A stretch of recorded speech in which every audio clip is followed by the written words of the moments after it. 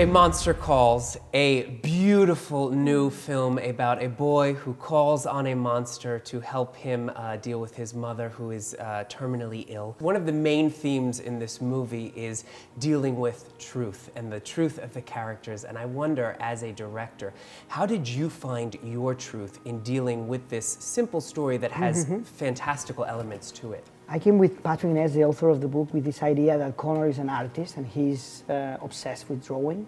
And I was obsessed with drawing when I was a kid. I was drawing all the time, watching movies. I didn't have a monster, but I had drawings and I had movies. I had fantasy. Yeah, you made your own monster. Exactly. Yeah. One of the themes and recurring themes in this movie is, of course, nightmares.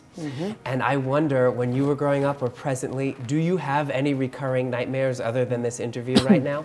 I was a very scary boy. Really? I was so afraid of horror movies when I was a kid. Oh, funny. I remember that every time there was a horror film on television, I went running to bed and I could hear the noises from my bed. And only for the sound, I was so freaked out. Wow. And now, as an adult, you went on to create a very scary... very scary movies, and it's funny because you get to the point that it's more scary what you don't see than what you see. You know? Yeah. The story was created by a woman named Siobhan Dowd, who unfortunately passed before she got to tell this story. And I wonder what your first reaction was to it when you heard it for the first time, and also if you could speak to me a little bit about her legacy.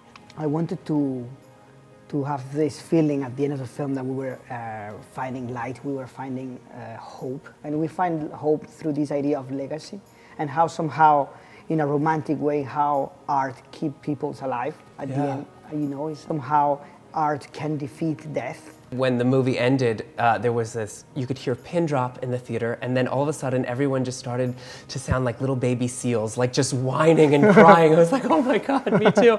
Now, my last question for you before we wrap things up is we are now, of course, talking about monsters, but up next we are going from monsters to dinosaurs with you as you will be helming Jurassic World 2.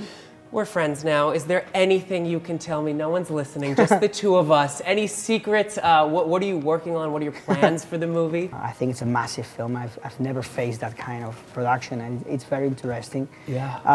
I'm working with Steven Spielberg. Who? I'm kidding.